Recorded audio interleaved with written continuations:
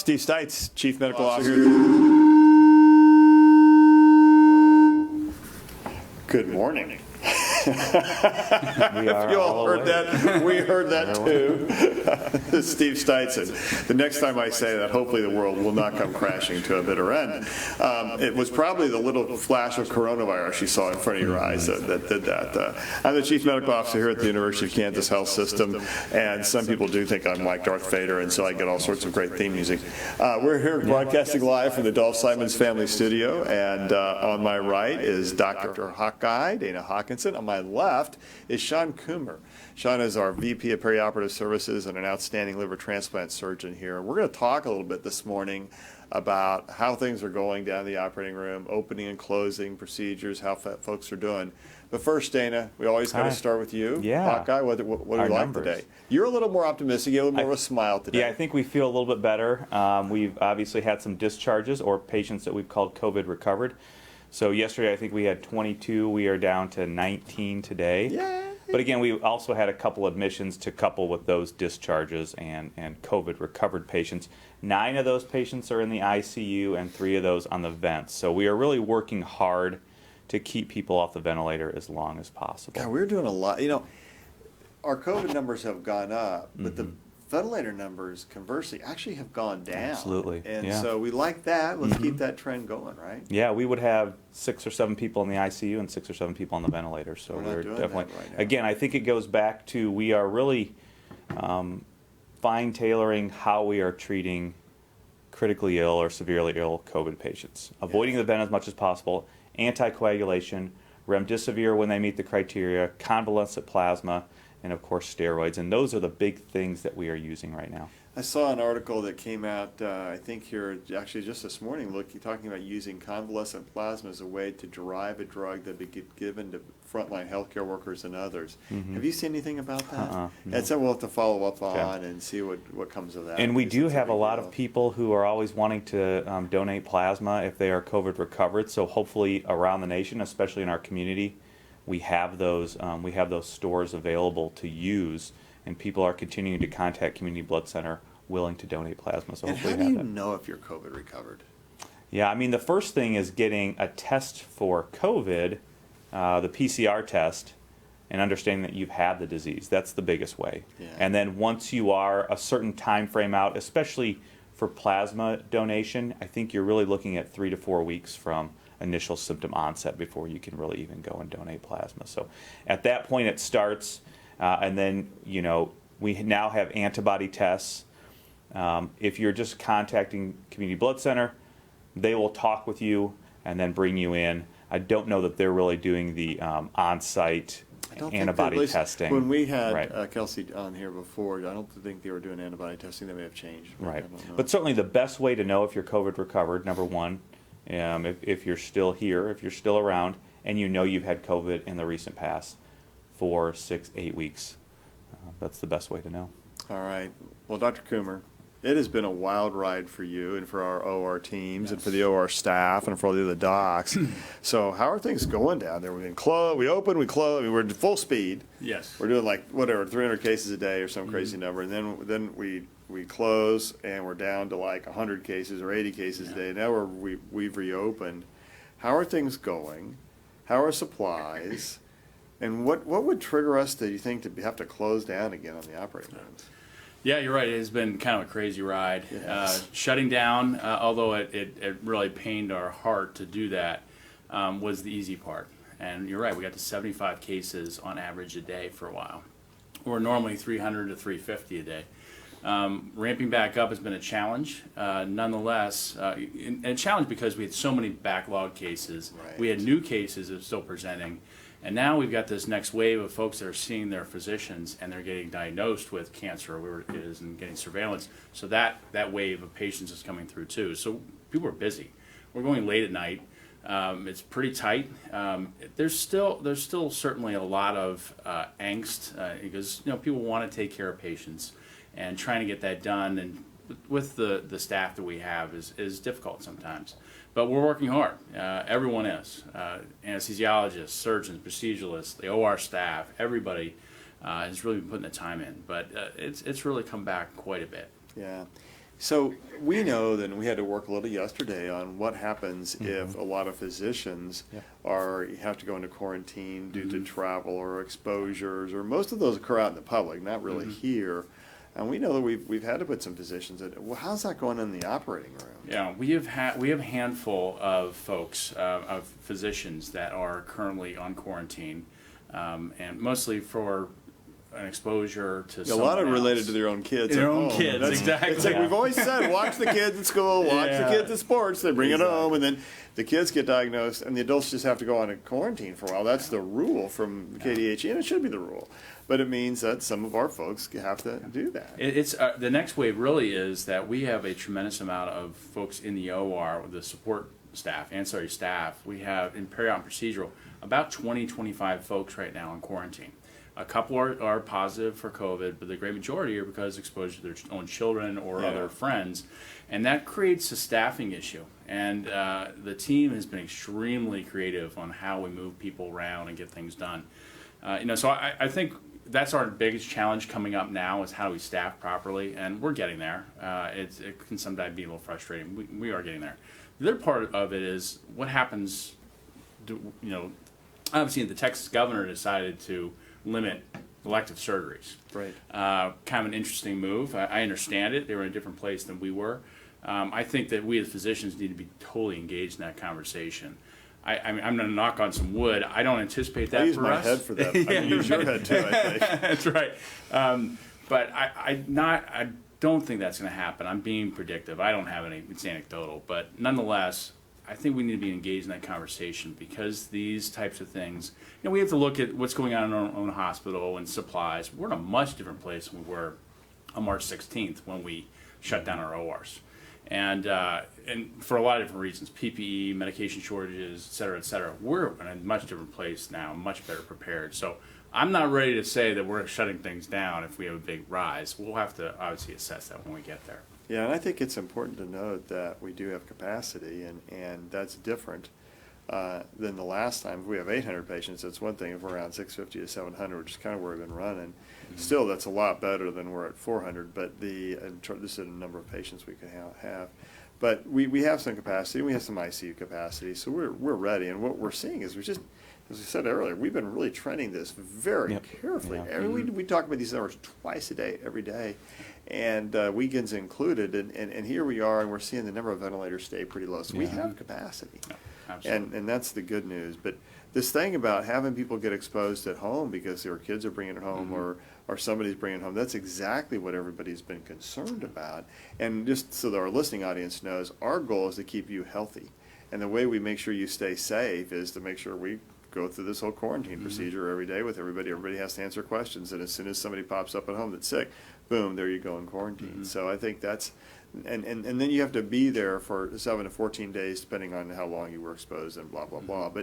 But we also know that if you are an essential worker and things get really tight, you can come back earlier with all the infection control precautions, but we haven't had to do that because we've been able to staff up. It is interesting when you talk about certain subspecialties when we might only have 2 to 5 physicians that perform can do that area. and they cover that call schedule. Imagine even one going out can really change that group's life. Dynamic, So all of a sudden you might be. Do you think about liver transplant or so? Yeah, well, it might be one person, but there are certainly others that have seen that, and that can change the complexion of what's going on.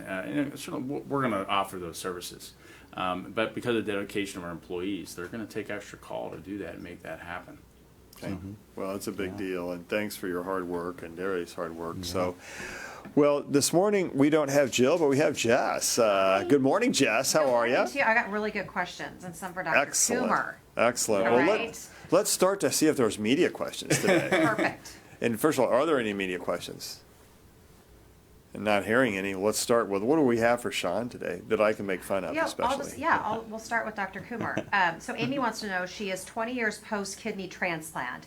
She's been hearing that patients say that up to 40% of transplant patients that get COVID will end up with rejection or death. Are there any stats on transplant patients and their Well, recovery? that's a little higher than the data I'm seeing. I know the kidney especially has been experienced. I follow lung transplants, and I know that's way high on the lung transplant population. Yeah, so. that is a bit high. There is an increased rejection rate. There have been some anecdotal reports out there with transplant patients that they might in fact be a little bit protected from even getting infected or getting a symptomatic COVID case because of sort of this baseline immunosuppressed state. So they don't necessarily have a huge reaction to COVID. I don't know these exact numbers. They seem a bit high to me, but certainly our recommendations are the same for a transplant patient, whether they're a day out or 20 years out. Is stay safe, isolate, wash your hands, wear a mask in public. Those are very important issues for all patients. I'd say someone that's 20 years out from a kidney transplant is much different than somebody that's a week or two out, just because of the amount of immunosuppression that they're on, which is a good thing. Yeah, and I think the same thing has been true in the lung transplant population. If you get it, there may be an increased risk of death, but it's certainly not 40% or 40 times. It's a little bit more of a concern. And so we really recommend that transplant, lung transplant patients in particular, are urged to stay safe by sheltering in place, wearing a mask, washing their hands, all the things you really hear from us. And that's true, I think, Dana, for any immunocompromised illness. Yeah, absolutely. That's a great segue. We have seen a lot about hydroxychloroquine. There's more evidence coming out based on case studies and cohorts of people who have rheumatoid arthritis who've been on hydroxychloroquine and on other immunosuppressives. And they are just as susceptible at getting severe disease and getting symptomatic disease. So absolutely to your point. Yeah. It was interesting. I noted there was a study that came out of Detroit at Wayne State saying, it was a retrospective study, saying maybe hydroxychloroquine did help minimize the symptoms of the disease, which is contrary to what others have been calling, I think, even for more investigation. Yeah, absolutely. And actually, we just had a discussion in our infectious disease group about that this morning. So to your point, it was a retrospective study. I think there were a lot of confounders. The authors, commented on that a little bit, but a lot of those patients were getting dexamethasone, and there were some. When you go back into looking at the data, you can pull out those numbers that they had talked about, but there are other issues and confounders. And just reading through that, I don't remember that I saw if a lot of people were on anticoagulation at that point as well. Right. I think it was But in Dexedrine March to would May, change it, and that would steroid change it would as change well. a lot, Yeah. So we know, again, the steroids, the anticoagulation, all those things help to improve outcomes. Certainly much better than hydroxychloroquine. So there is still investigation, but I know that the World Health Organization, again, continue to have their studies shut down on hydroxychloroquine. So I don't think that study does anything to change the other full body of work that we have and published reports on that. All right. All right, this viewer asked, my 64-year-old brother was recently told he has a growth on one of his kidneys that could be cancer. He's afraid to go have it biopsied because of COVID. How can I reassure him that it is okay to go and to have it biopsied? Sean, we're doing so many things in our procedural area to make sure people stay safe. In fact, I would challenge and say to people who are worried that hospitals, from an infection control standpoint, are safer than they have ever been. I'm going to turn to you to follow up on that in just a minute. But first, let's start with what are some of the things you're doing down in the OR to help make sure people stay safe? I think those are great points. I think it's one of the safest places to be is here in the hospital. We wouldn't normally say that, but we are right. so glad. If anybody here is a Harry Potter fan, constant vigilance is really what Absolutely. Number one, we want folks to be safe. And we want our patients to be safe. We want people wearing masks when they come in. We have our staff wearing masks. We safety distance folks. When we're talking about procedural areas and OR areas, we watch air exchanges and make sure things are very tightly regulated for the safety of the patient as well as for our employees. I would urge that person, absolutely, they need to see somebody. One of the things that's happened, what we've noticed, is that people delay their care for good reason in some cases. But they've shown up with more advanced disease. And so that person that is being referenced, your sibling, is in a situation where this could be very treatable right now. And months from now, it might not be. And can change the course of their life and maybe even shorten it if they don't get something done quickly. So I would say we're very safe. I think it's imperative that patient seeks out health care and does it judiciously and quickly. Yeah, boy, do I echo that. I would tell my lung patient exactly that. If you have a lung mass, No. we are not waiting, Right. because your odds of getting a COVID in a hospital are infinitesimally small. In fact, we don't think we've had a documented case of that. But on the flip side, if you wait long, well, you're not going to have to worry about whether you get COVID. Right. And so that is not a right answer, Dana. Right. So Dana, the infection control stuff, are we seeing less nosocomial pneumonia, less nosocomial infection now, do you think, than we did before COVID? And when I say nosocomial, let me explain that. That was not very smart and very nice of me. That is a hospital-acquired pneumonia or an infection that you got because you were in the hospital. Yeah. And now with masks on everybody and all this emphasis on it, I'm not sure we're ever going to go back from that. I don't know. Thoughts? Yeah, we continually watch not only COVID, but in infection prevention and control, we look at other hospital-acquired infections, whether that's pneumonia when you're on the ventilator, whether it's pneumonia just being in the hospital, other things such as urinary tract infections, bloodstream infections when you have bacteria in your blood. We are continuing to look at all of that right now. It is still a little bit early. We are continuing to monitor rolling averages, but soon we will be doing more of a retrospective study on looking at the full data of when we implemented all of these things, all these new measures with the masks, with the gowns and the gloves in these certain situations, and hoping that overall, along with the influenza season, we are going to be able to see less harm done to patients while in the hospital. So we are continuing to look at that, and I agree with you. We probably won't go back from that at this point. It's amazing. I think you do feel a little more secure. I think it's all about patient safety, and that's what all this is driven by. And I know Sean has been, since right before we stopped the surgeries to the first day about talking about starting them back up. What are the procedures in place now to keep the operative patients safe? And so we're certainly doing that. All right, Jill. All right, some travel Jill, questions. Jess. Dr. Hawkinson, I asked you about this yesterday a little bit, but Michelle wants to know, can you please clarify what quarantine entails? I've seen people who have tested positive and those who have traveled in high-risk states out in public. Yeah, so do you have to quarantine every time you go to a high-risk state? Let's not take that one on or not. And then let's talk about the difference between isolation and quarantine. Okay. So if you are traveling just through a state, if you are not staying there, you then typically do not have to quarantine. So if you're driving through Illinois from a state, because I think Illinois is still on the list. So if you just drive through there, you're not staying overnight, you're not doing any of that, you will not have to quarantine or isolate. If you do spend any amount of time there, spending the night, you would technically have to quarantine when you come back to Kansas. And that's a KDHE requirement. That is a Kansas. And so we follow that, but we're obviously in University of Kansas, so we're going to be close about things like that. And then once you are quarantined, the assumption is that you are not going out in public, because the concern is that you may have disease and either be sick or have disease and not know it and still be able to spread it. So the thought there is that if you are quarantining, you're really not going out into public and being in those public spaces and having the chance to spread the disease to other susceptible people. Yeah.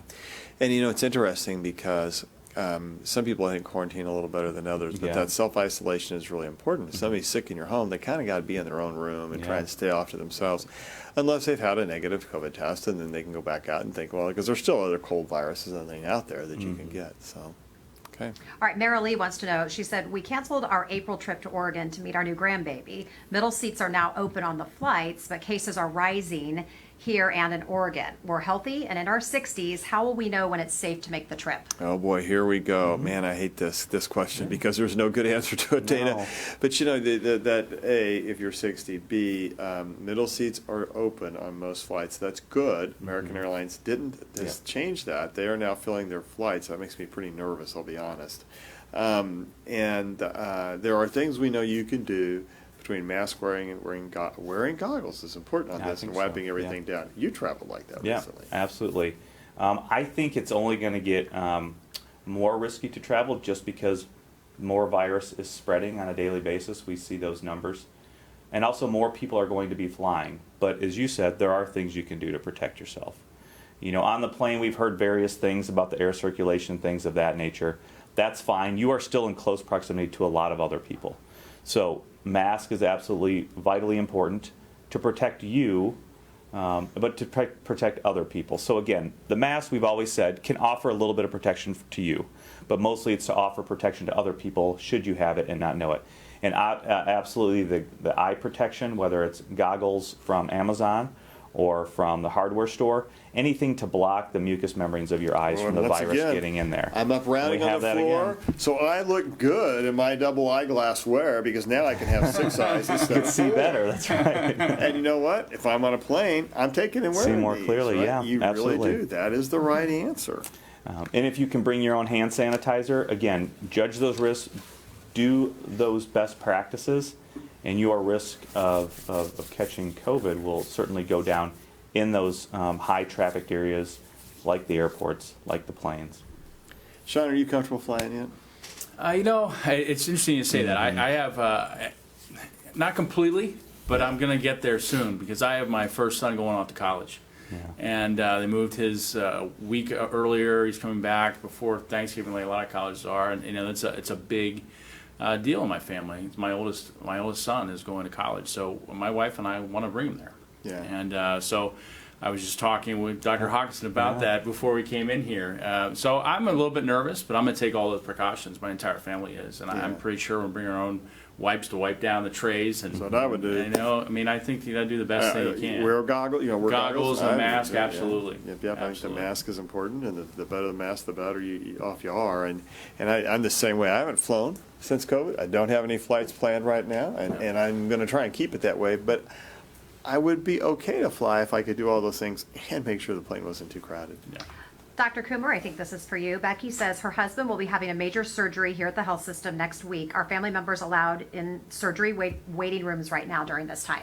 Yes, absolutely. One visitor per patient. What we have right now set up is we have actually distancing in our waiting rooms. We do not have the visitors come back to the pre-op or the PACU areas because it's too tight and we can't do social distancing. And during that time, we're preparing that patient for surgery and epidurals, whatever might be done. So we keep the patient in the pre-op and the family member in waiting room, and then after the fact, after the surgery and the recovery, once they go to the room, they can see their loved one upstairs in their own room. But one visitor per patient. All right, Brian says he's a 3-time cancer survivor, had a bone marrow transplant, heart attack, and is a congestive heart failure patient. Other than social distancing, mask wearing, and wearing gloves outside his home, what else should he be doing to stay safe? Don't go outside your home. I mean, that's a tough history, and I think you just have to be really thoughtful about it. And the one thing I didn't hear mentioned was good hand washing and not touching your face and coughing into your elbow. But and then policing who comes into your house and asking people, are you healthy? Have you had a fever? And please make sure everybody in the home wears a mask around you. Those feel like extraordinary measures, but that's an extraordinary history. And I think I would be especially vigilant Very and complex. careful like that. And those are really the best things you can do. The more you can stay safe at home, the better off you are. What we have to remember is that when we were sheltering in place, and the businesses were closed, and the bars were closed, and only essential things like hardware stores or grocery stores were open, cleaners, thank God the cleaners were open, the curve was flat. That's when we got down to 9 patients. Mm-hmm. And now society has reopened, and it's like we said the other day, college kids aren't great at pandemics. It's that 15 to 30-year age range, or 18 to 30, wherever you want to slice it. They bring things back into the house and make people sick. And so, I think you just have to look at it. So what works is sheltering. What doesn't work is a lot of socializing. And that's painful to say, because we all like to do that. But on the other hand, it's more painful if you get COVID. And I think that's what we have to think about. Yeah. COVID's real.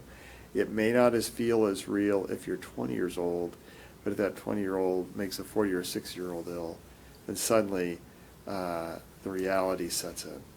And that's what we have to think about. Nancy wants to know, are you concerned about efforts to rush the development of a COVID-19 vaccine?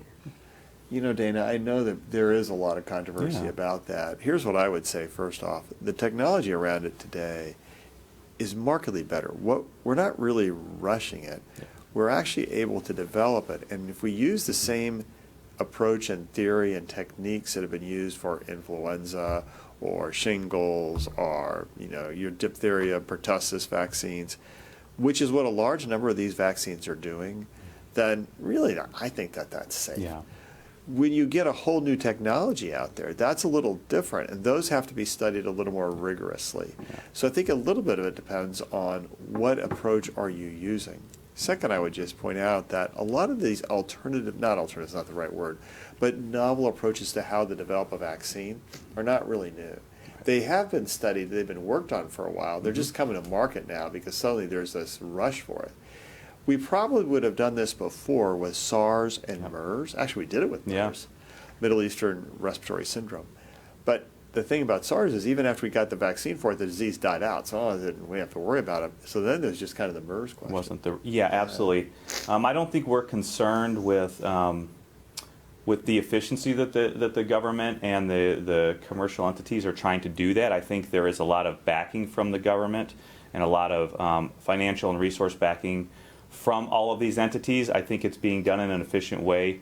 But to your point, a lot of the backbone of what they are trying to do for most of these vaccines has been done since SARS started, since MERS started. So some of these companies are working off of those backbones already. So they have the technology, it's known. There are some other things that they've looked at using for, say, the HIV vaccine that they're looking to use in this new vaccine as well.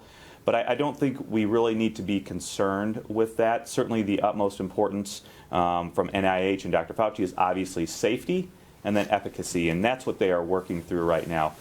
All the data that we have so far really seems like these first few vaccines that have been touted are safe, and so that's the most important thing. And then are they going to work and build immunity? I'm not concerned with that. I think that we have the right people in place in the NIH to really help guide that, and everybody is working toward the same goal, and the resources are there, so I think that's overall just a good thing. Yeah. One more question? Let's have one or two more questions, then we'll be wrapping up for today. Paige wanted to know if you are breastfeeding and you test positive for COVID, can you still breastfeed? Could you pass that along to your baby? Okay, Hawk, I hope you're better at this one than I am. Otherwise, we're going to go outside. I'm not as up to date on my neonatal and pediatric. I don't. You know what? I really don't recall if it's been found. Tomorrow we have some folks on from Children's. We can make sure we ask that. Yeah, we'll ask about that to them. So be tuned in for tomorrow. And we'll look it up. I'm pretty sure there has. My recollection is that there cases. have been cases in transference through breast milk. I But we think can get that skin, question answered. or if you're actively sick, that's a different question. You can still have secretions given Yeah. a baby. That's the danger. I don't believe it's breast milk. No. I'll save that one for tomorrow too. Okay, Okay. and then getting a lot of this, Linda asked, and so have several other people, is it time to just pull back on routine dental and eye exams or even mammograms? Yeah, that question comes up probably just about every day. And what we're saying to folks is this, that really we cite the example, and you think, well, why are you talking about that? But it's a very similar story of the two beauty salon folks who were taking care of folks in their salons. Both of them were positive. They both wore masks. They exposed 140 patients, 140 clients to COVID-19. And of course, when you're in a beauty salon, you're just as close or almost as close as you are as a dentist. What we know is that no one got infected. Right. So Dana, I think as long as you've got a mask, obviously you don't have a mask on while you're Right. having a dental procedure, but the dentist is wearing masks and protective eyewear, you're wearing protective eye, doing all the things you can stay pretty safe. Yeah, and this was a question that we've kind of answered yesterday as far as we talked about, the healthcare system in America is basically, it's not for preventive and keep people healthy, it's for treating sick people. But continuing to go to these routine visits, whether it's your primary care doctor, whether it's your dentist, getting your mammograms, getting your diagnostic studies, that is all towards preventive health. And so overall, we've always said you need to stay healthy, so continue to do those things and see those providers. For the most part, the health industry and even the medical industry, but also the dental industry, has put a lot of effort into making best practices to keep their patients and their workers safe. Yeah, absolutely. And this is the same thing that goes back to our previous question, is that's delaying care. And particularly a mammogram, to pick up an early breast cancer, that if that goes on and undetected, that's a big problem for that individual. Same thing with dental care or anything else. So it's really important not to delay your care, and especially that preventative maintenance care. And Sean, you and your wife have been especially involved in the Susan B. Komen Foundation and working on all the things that try to help prevent breast cancer and to treat it. So that question about not doing a mammogram, it's got to send a chill up and down your spine. Absolutely, absolutely. My wife asked the same thing. She was scheduled for her mammogram, and she went. It's really important, and especially folks with history. It can be devastating if those cancers aren't found early. So, absolutely, it's definitely a passion of my family. My wife and I, we've been very involved in that movement. But nonetheless, for anything, colonoscopy screenings, all these types of things that are preventative, as also as early detection methods, can really save your life. And remember a couple of things as you think about this, folks. When we closed down our procedures and operating rooms, we didn't close them down to all cases. We closed them down to elective cases. Correct. And we did that to build up our PPE supplies and to change our process around a little bit to make sure we kept people safe. Well, we can check both those boxes, safety and supplies. So don't delay, because really, hospitals are far safer than a grocery store, and staying at home and letting a disease grow in your body does not keep you safe. And we're not just trying to say, oh, come here, we've got to make money. No, we're just trying to tell you the truth, because we've already demonstrated we're not just about making money. I mean, for example, we don't have semi-private rooms anymore. So that took a lot of rooms in this hospital offline. The reason we took them offline was to make sure people stayed safe. That makes our lives a little harder. It makes your life a little safer. And those are the kind of things I think all hospitals around the area are doing. So final thoughts today? Yeah, so to add on to that, I mean, when we decreased the elective cases, we didn't view cancer cases as elective. We continue those. Those are important cases to get done. So we continued those necessary cases, even though something might feel elective because it's scheduled. It's not. It's urgent. It needs to be dealt with. So my final thoughts are, once you stay safe, I want you to know that we're safe here, and we're here to take care of you. And we want to make sure that you're seeing your physicians and your healthcare providers so you can get diagnosed, so we can take care of you even quicker. Yeah, absolutely. Continue to seek your primary care physician, your other routine appointments with your providers. This is all in an effort to keep you healthy. You are going to be safe, especially in the health system here.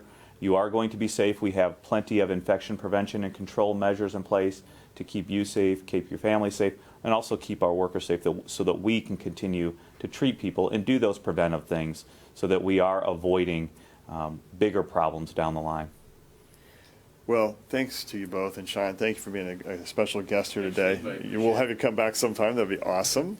Hey, we also know that the number of COVID-19 cases is rising, and folks are a little concerned, and not just here at KU. So tomorrow we bring back our chief medical officers. They're here every 1 or 2 weeks with us, and next week we have tomorrow we have the CMOs from Children's Mercy, Advent Health, Liberty, and Truman.